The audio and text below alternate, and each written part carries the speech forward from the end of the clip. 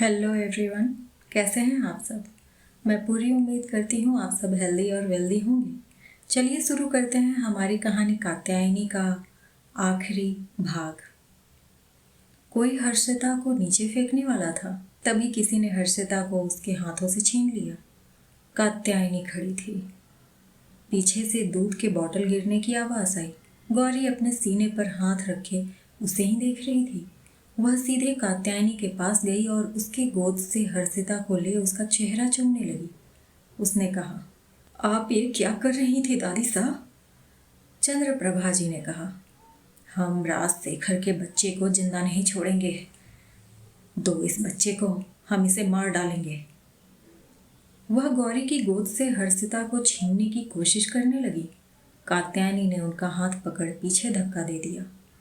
अगर हम वक्त पर नहीं आते तो शायद आप अभी हर्षिता को यहाँ से नीचे फेंक चुकी होती। कैसे कर सकती हैं आप ऐसा, वो भी अपने ही नातिन के साथ। वह उनका हाथ पकड़ गौरी के कमरे से बाहर लेकर चली गई। वह पूरे वक्त चिल्ला रही थी, छोड़ो हमें, हम उसे मार डालेंगे। हम चंद्र के रास्ते से हर कांटे को हटा देंगे। हम राजशेखर के बच्चे को मार डालेंगे, जैसे पहले उसके बच्चे को पैदा होने से पहले ही मार दिया था। वो संध्या बेवकूफ है, हमेशा हम पर यकीन करती है। कात्यायनी उन्हें सीधे हॉल में लेकर आई। गायत्री जी और मोहिनी जी भी वहां आ चुकी थी। मोहिनी जी ने कहा, छोटी कुंवर रानी सा, ये क्या तरीका है मासा से पेश आने का। कात्यायनी ने कहा, शायद आपको पता नहीं है, आपकी प्रिय सासू माँ आपकी नातिन को अभी बालकनी से नीचे फेंकने वाली थी। ये अब यहाँ नहीं रह सकती। आज उन्होंने हर्षिता को मारने की कोशिश की है, कल किसी को भी मार सकती हैं। फिर मोहिनी जी की तरफ देख पूछी, आप इन्हें इनकी दवाइयाँ नहीं दे रही हैं क्या। मोहिनी जी ने कहा, हम रोज इन्हें खाने के बाद इनकी दवाइयाँ इनके हाथ में देते हैं और यह मेरे सामने ही खाती हैं। तभी चंद्रप्रभा जी हंसते हुए बोली, हमें पता है तुम लोग हमें पागल करना चाहते हो ना, इसीलिए गलत दवाइयाँ दे रहे हो। हम वो दवाइयाँ नहीं खाएंगे। हमें पता है तुम सब हमें मारना चाहते हो, लेकिन हम तुम्हें तुम्हारे इरादों में कामयाब नहीं होने देंगे। जैसे ही रुद्राक्ष आया वह बोली, तुम बदला ले रहे हो हमसे। जैसे हमने हुकुम सा को मारा, तुम भी हमें मारने की कोशिश कर रहे हो, लेकिन हम ऐसा नहीं होने देंगे। रुद्राक्ष ने पूछा, आपने दादा सा को कैसे मारा। वह हंसने लगी, हमने उन्हें गलत दवाइयाँ देकर मारा था। डॉक्टर ने उन्हें उनका ब्लड प्रेशर कम करने की दवाई दी थी, लेकिन हमने ब्लड प्रेशर बढ़ाने की दवा दे दी और उन्हें हार्ट अटैक आ गया। तुम भी हमें गलत दवाई खिला रहे हो ना, लेकिन हम उसे खाते ही नहीं, हम उसे फेंक देते हैं। तुम्हें नहीं पता, लेकिन तुम्हारे माता पिता का एक्सीडेंट भी हमने ही करवाया था। हम चाहते थे तुम भी उनके साथ मर जाओ, लेकिन तुम्हारी माँ ने तुम्हें बाहर निकाल बचा लिया। लेकिन हमने तुम्हें पागल कर दिया और इस हवेली की मालकिन बनी रहे। रुद्राक्ष कड़वे तरीके से मुस्कुराया। जो खुद दूसरों के लिए गड्ढा खोदते हैं, अक्सर उन्हें हर जगह गड्ढे ही नजर आते हैं और फिर वो उस गड्ढे में गिर जाते हैं। तभी पुलिस वाले अंदर आए। रुद्राक्ष ने कहा, आप इन्हें लेकर जाइए। इन्होंने खुद कबूल किया है कि इन्होंने मेरे माता पिता और मेरे दादा को जान से मारा है। गायत्री जी ने कहा, माँ की हालत तो देखो रुद्राक्ष, इस वक्त उन्हें अपनों के साथ की जरूरत है। रुद्राक्ष ने कहा, बुआ साहब, वो कुछ भी सोचने समझने की हालत में नहीं है। उन्हें घर नहीं, इलाज की ज़रूरत है, लेकिन इसकी वजह से वो अपनी सज़ा से नहीं बच सकती। हम भी यही चाहते हैं कि वो ठीक हो जाए, ताकि उन्हें अपने किए के लिए पछतावा हो। रुद्राक्ष ने उनके खिलाफ और भी सबूत कोर्ट में दिए। चंद्रशेखर जी ने अच्छा वकील किया था उन्हें बचाने के लिए, लेकिन कोई फ़ायदा नहीं हुआ। आखिर में उनकी मानसिक हालत में सुधार के लिए अस्पताल भेज दिया गया, ताकि जैसे ही वो ठीक हों उन्हें जेल भेज दिया जाए। धीरे धीरे 1 साल बीत गए थे। चंद्रप्रभा जी की मानसिक हालत दवाइयों से ठीक हो गई थी और उन्हें जेल भेज दिया गया था। वहीं ज्योति वंशिका को सिखावत हवेली में परेशान करने लगी थी। वंशिका बोली, कहना क्या चाहती हो ज्योति? ये हमारा मायका है, हमारा भी हक है इस हवेली पर। अब हमारी बेटी को कौन से स्कूल में भेजना है ये भी तुम तय करोगी? ज्योति ने कहा, आप भूल गई हैं भाभी साहब, जब हमारे पिता की मौत के बाद हम राठौर हवेली रहने आए थे तब आपने एक दिन हमें हमारे पसंद के कपड़े लेने से रोकते हुए कहा था। हम और हमारी माँ उस हवेली के लोगों के रहमो करम पर पल रहे हैं और हमें वही कपड़े पहनने होंगे जो वहाँ के लोग हमारे लिए चुनेंगे। आप भी इस हवेली के लोगों के रहमो करम पर पल रही हैं, इसलिए सिया कौन से स्कूल में जाएगी वो हम तय करेंगे। वंशिका ने गुस्से से उसे देखा। यहाँ आकर गलती की हमने, हमें वहीं रहना चाहिए था। ज्योति बोली, वहाँ भी कौन है आपका? नानी सा जेल में है, मामा सा और मामी सा का उस हवेली में कोई पावर नहीं है। कारोबार की बागडोर रुद्राक्ष भाई सा के हाथ में है और हवेली अब कात्यायनी संभालती है। क्या ही मिलेगा आपको वहाँ? भूल गई कैसे बिहेव किया करती थी आप कात्यायनी से?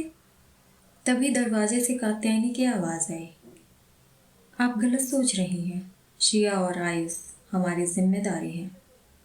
वह अंदर आई। नौकरों ने अपने हाथ में पकड़े उपहार टेबल पर रख दिए। कात्यायनी ने कहा, सिया ने कॉल कर कहा था कि वो स्कूल जाने वाली है तो हम उनके लिए कुछ उपहार लेकर आए थे, लेकिन यहाँ तो कुछ और ही देखने को मिल रहा है। उसने हाथ जोड़ वंशिका को नमस्ते कहा और बोली, भाभी साहब, आप चाहें तो राठौर हवेली वापस आ सकती हैं। श्रेया और आयुष की परवरिश हमारी जिम्मेदारी है, हम उन्हें किसी चीज़ की कमी नहीं होने देंगे। वंशिका ने कहा, हम अपने बच्चों की जिम्मेदारी खुद उठाना चाहते हैं। अब हम समझ गए हैं किसी के भरोसे रहकर हम कुछ नहीं कर सकते। कात्यायनी ने कहा, यह अच्छी बात है भाभी साहब, हमारी नज़र में आपके लिए एक जॉब है। एक अनाथ आश्रम चलाते हैं हम, वहाँ हमें मैनेजर की ज़रूरत है। सुबह जाना है और दोपहर तक आप फ्री हो जाएंगी। सिया के घर आने से पहले आप हवेली में होंगी, अगर आप चाहें तो। वंशिका ने कुछ सोच कहा, हम यहाँ से शुरुआत करने को तैयार हैं। हम सामान पैक कर आते हैं, हम आज ही आपके साथ वापस जा रहे हैं। कादम्बिनी जी को जब पता चला तो उन्होंने कहा, लेकिन तुम्हें यहाँ तकलीफ क्या है वंशिका? वंशिका ने कहा, हमें हमेशा फील करवाया जाता है कि ये घर अब हमारा नहीं है, इसीलिए जा रहे हैं। हम अपने बच्चों को अच्छे से पालना चाहते हैं, हम उनके पिता की गलतियों की सज़ा अपने बच्चों को नहीं भुगतने देंगे। उसने ज्योति को देखा और कात्यायनी के साथ बाहर निकल गई। गौरी अपना कॉलेज खत्म कर चुकी थी। रुद्राक्ष ने उसे राठौर परिवार के होटल में काम करने को कहा था ताकि उसे अपना होटल संभालने के लिए एक्सपीरियंस मिल सके। वह हर्षिता को साथ लेकर वहाँ जाती और हर्षिता को वहाँ बने नर्सरी में छोड़ देती। वंशिका ने भी जॉब ज्वाइन कर ली। सिया का एडमिशन रुद्राक्ष ने करवा दिया था। मोहिनी जी सिया और आयुष के यहाँ आने से खुश थे। वो खुद दोनों के लिए तरह तरह का खाना बनाती और उन्हें खिलाती। कह सकते थे उनकी जिंदगी अब उन दोनों के आसपास ही घूमने लगी थी। मोहिनी जी के कहने पर वंशिका ने रंगीन कपड़े भी पहनना शुरू कर दिया था।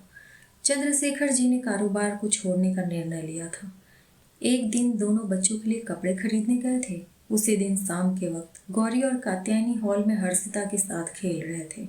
वंशिका श्रेया का होमवर्क करवा रही थी। तभी हवेली में काम करने वाले एक आदमी ने कहा, छोटी कुंवर रानी साहब, एक बुरी खबर है। वंशिका नीचे आई ही थी, उसकी बात सुन वह वहीं रुक गई। कात्यायनी ने पूछा, क्या हुआ? उसने सिर झुकाकर कहा, हुकुम सा और हुकुमरानी सा नहीं रहे। वापस आते वक्त उनकी कार का एक्सीडेंट हो गया। एक ट्रक ने टक्कर मार दी। कार 3 बार पलटी खाकर गिरी। हुकुम सा खुद कार चला रहे थे। जब वहाँ लोगों ने उन्हें बाहर निकाला तो वो जा चुके थे। गौरी की आंखों में आंसू आ गए। वह सोफे पर बैठ रोने लगी। हर्षिता उसके पास आ उसके चेहरे को छूने लगी और मम्मा मम्मा करने लगी। वंशिका ने आगे आते हुए कहा, लेकिन अचानक कैसे? आप उन्हें अस्पताल लेकर क्यों नहीं गए? क्या पता वो बच जाते। उस आदमी ने कहा, पुलिस वाले लेकर गए थे, वही बताने आए हैं बाहर।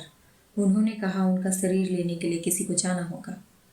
गायत्री जी शाम को घर के मंदिर में दिया जला वापस आ रही थी। वह तुलसी के पौधे के पास दिया रखने जा रही थी। उनकी बात सुनते ही उनके हाथ से थाली छूट गई। उन्होंने कहा, पहले प्रताप, अब भाई साहब और भाभी, हमारे पूरे परिवार को किसकी नज़र लग गई है? कात्यायनी ने कहा, हम कुंवर सा और विक्रम भाई साहब को इन्फॉर्म कर देते हैं।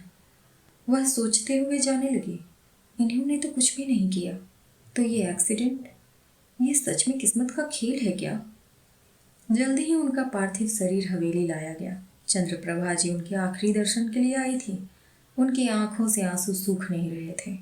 उन्होंने कांपते हाथों से चंद्रशेखर जी के सिर को छुआ, फिर रुद्राक्ष को देखते हुए बोली, आखिर में तुमने बदला ले लिया। हमें जेल भिजवा दिया था वो काफी नहीं था, तो हमें मार देते। हमारे चंद्र को क्यों मारा?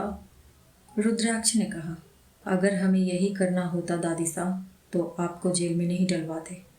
हमने उनके साथ कुछ नहीं किया। यह तो नियति है जिसे शायद और इंसाफ चाहिए था। चंद्रप्रभा जी को इंद्रराज जी की बात याद आई। नियति बदला लेगी हमारे साथ हुए जाति का। ऊपर वाला सब देख रहा है। उसकी लाठी में आवाज नहीं होती, लेकिन चोट बहुत लगती है। उन्होंने हाथ जोड़ लिया। हम तुमसे अपने किए की माफी मांगते हैं। हम अंधे हो गए थे जो हमने वो सब किया। हमारे बाकी बच्चों को छोड़ दो। तभी दरवाजे से एक आदमी की आवाज आई, अब समझ आ रहा होगा तुम्हें चंद्रप्रभा, जो दर्द तुमने हुकुम सा को दिया था। उन्होंने उस तरफ देखा, जगत दादा खड़े थे। उन्होंने आगे आकर कहा, आज सही मायनों में हुकुम सा के साथ हुए जुल्म का बदला पूरा हुआ है। फिक्र मत करो, तुम्हारे दूसरे पोते पोती सुरक्षित रहेंगे। कर्मों की सजा हमें इसी जिंदगी में यहीं भुगतनी पड़ती है, लेकिन लालच हमारी बुद्धि भ्रष्ट कर देता है। रुद्राक्ष ने मन में कहा, इसका मतलब यह जगत दादा सा ने करवाया है। आखिरी दर्शन के बाद उन्हें वापस जेल भेज दिया गया। वह टूटी हुई सी धीरे धीरे चलकर वहां से चली गई। गायत्री जी ने अपने ससुराल जाने का फैसला किया। यहाँ उन्हें डर था, कहीं अगली बारी उनकी ना हो। हवेली में बाकी लोग धीरे धीरे इस सदमे से उबर गए। कुछ महीनों बाद अभय की शादी की तारीख तय हुई। कात्यायनी के कहने पर गौरी भी उस शादी में गई थी। हर्षिता वक्त के साथ और भी शरारती होने लगी थी। वह कभी एक जगह टिकना पसंद नहीं करती। हरे रंग की साड़ी पहने गौरी उसके पीछे दौड़ रही थी। हर्षिता, कहाँ जा रही हैं आप? रुकिए, वरना मम्मा बहुत गुस्सा होंगी। ये धमकी सुन वह रुक गई और पीछे मुड़ उसे देखा। लेकिन जैसे ही गौरी रुकी, वो खिलखिलाकर हंसते हुए आगे बढ़ गई। गौरी ने कमर पर हाथ रख कहा, इसे सब पता है, हम कुछ नहीं कहेंगे। हमने भी कुछ ज्यादा लाड प्यार दे दिया है इन्हें। वह उसके पीछे चल दी। तभी हर्षिता किसी आदमी से टकरा गई और सीधे नीचे गिर गई। उसने हंसते हुए उसे देखा। ये सागर था। उसने उसे गोद में उठाते हुए कहा, अरे आखिरकार हमें ऐसी बच्ची मिली जो बिल्कुल हमारे जैसी है। खुश मिजाज। उसने उसके गाल को पिंच करते हुए कहा, लगता है हम बहुत अच्छे फ्रेंड बन सकते हैं। आप मेरी दोस्त बनोगी क्यूटी पाई? गौरी उसके सामने आते हुए बोली, नहीं, हमारी बेटी अजनबियों से दोस्ती नहीं करती। वह उसे उसकी गोद से लेने लगी तो हर्षिता सागर से लिपट गई। सागर ने हंसते हुए कहा, लगता है आपकी बेटी को हम आपसे ज़्यादा पसंद है मिस गौरी। उसने तो हमसे दोस्ती कर ली, अब आप क्या करेंगी? गौरी ने उसे देखा। आप हमें कैसे जानते हैं? सागर ने कहा, हम रुद्राक्ष भाई साहब के परिवार में सबको जानते हैं। हम सागर राणा हैं। ये हमारे बड़े भाई अभय भाई साहब की शादी है। गौरी ने हर्षिता को डांटा। हर्षिता, कितनी बार समझाया है हमने आपको, इस तरह अजनबियों की गोद में नहीं जाते। हमारे पास आइए। हर्षिता एक पल गंभीर हो उसे देखने लगी, फिर सागर के गाल को चूम लिया। सागर मुस्कुराया। गौरी ने उसे आंखें दिखाई तो उसने खिलखिलाते हुए सागर के गर्दन में अपना चेहरा छुपा लिया। सागर उसे अपने साथ ले जाते हुए बोला, इतनी मुश्किल से हमें हमारी जैसी बच्ची मिली है, अब हम आपको इन्हें नहीं देंगे। गौरी उसके पीछे आते हुए बोली, आपको समझ नहीं आता? बच्ची चाहिए तो खुद पैदा करे। इस तरह किसी और की बेटी को चुरा कर ले जाते हुए बिल्कुल शर्म नहीं आ रही है आपको? सागर एकदम से रुक गया तो गौरी सीधे उससे जा टकराई।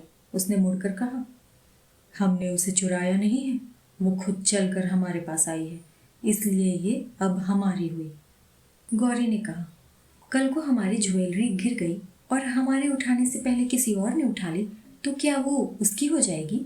नहीं ना। वैसे ही हम उसे पकड़ने ही वाले थे, आप बीच में आ गए। चोरी की है आपने हमारी बेटी, वापस कीजिए उसे।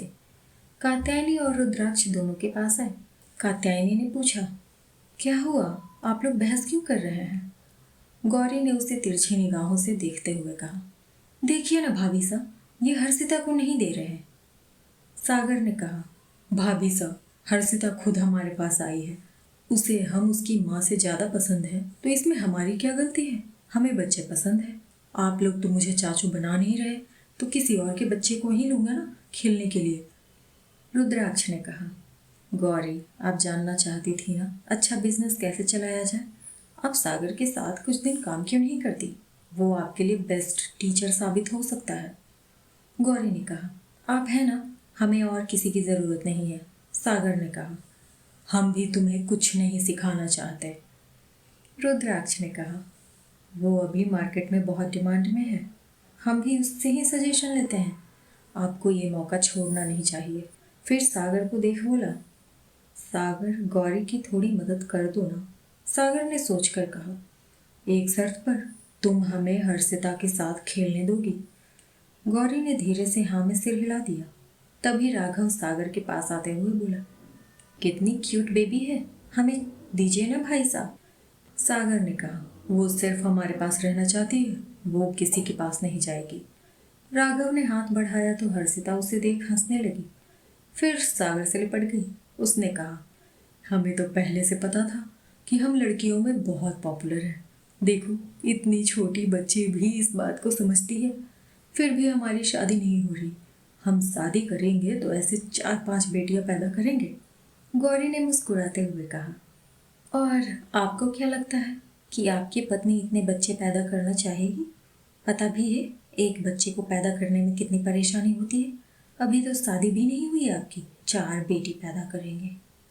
सागर ने कहा, हम अपनी वाइफ से बहुत प्यार करेंगे, वो खुशी खुशी हमें 4 बेटियां देने को लिए तैयार हो जाएंगी। हर कोई आपकी तरह नहीं होता, बच्चे को जरा सा गोद में क्या ले लिया तो मेरे पीछे पड़ गई। अगले दिन से गौरी सागर के साथ काम करने जाने लगी। वहां पहुंचते ही सागर हर्षिता को गोद में ले बैठ जाता और गौरी को होटल से रिलेटेड सारी फाइल दे देता। वो पूरा दिन फाइल में उलझी होती और वो हर्षिता के साथ खेलता, उसे कुछ खिलाने पिलाने ले जाता। शाम हो गई थी। गौरी फाइल को देखने के बाद सागर के पास आई तो देखा वो अपने चेयर पर लीन होकर सो रहा था और हर्षिता उसके ऊपर पेट के बल लेटकर सो रही थी। सागर ने उसे पकड़ रखा था। एक पल को गौरी दोनों को देखती रह गई। उसने मन में कहा, अगर सब सही होता तो हर्षिता को अपने पिता से ऐसा ही प्यार मिलता। शायद इसलिए वो सागर से इतना जुड़ गई है। तभी सागर ने धीरे से आंखें खोली और सीधे हर्षिता को देखा। उसने आंखें छोटी कर गौरी को देखा। तुम मेरी नींद का फायदा उठाकर मेरी बेटी को ले जाने की तो नहीं सोच रही थी ना? गौरी ने हैरानी से उसे देखा। आप ये क्या कह रहे हैं? हर्षिता मेरी बेटी है, आपसे। सागर बीच में बोला, पता है, आज इसे लेकर मीटिंग में गया था तो सब कह रहे थे मेरी बेटी मुझसे कितना प्यार करती है, मेरे बिना एक पल भी नहीं रहती, इसलिए जबान पर रह गया। चलो मैं तुम्हें घर छोड़ देता हूँ। उसने ध्यान से हर्षिता को उठाया और अपने कंधे पर सुलाकर अपना कोट उठा बाहर निकल गया। दोनों राठौर हवेली आए तो वंशिका दोनों को ध्यान से देख रही थी। गौरी हर्षिता को उसकी गोद से लेकर अपने कमरे में चली गई। अगले दिन वंशिका ने कात्यायनी से कहा, कात्यायनी, हमें कल एक ख्याल आया। कात्यायनी उसे देखने लगी तो वो बोली, गौरी की शादी चल नहीं पाई, लेकिन अभी उसकी उम्र ही क्या है, हम सोच रहे थे क्यों ना उनकी फिर से शादी कर दी जाए। कात्यायनी बोली, भाभी साहब, वो अभी अपने करियर पर ध्यान देना चाहती हैं और हमें नहीं लगता इसके लिए तैयार होंगी। फिर हम चाहते हैं किसी ऐसे लड़के से शादी हो जो हर्षिता के लिए अच्छा पिता साबित हो। आप जानती हैं ये मुश्किल है। वंशिका ने कहा, हमारी नज़र में कोई है, हम सागर की बात कर रहे हैं। वो हर्षिता को पिता का प्यार दे सकते हैं और दोनों में उम्र का भी ज़्यादा फर्क नहीं है। आप एक बार उनसे और उनके माता पिता से बात कीजिए, क्या पता उन्हें कोई आपत्ति ना हो।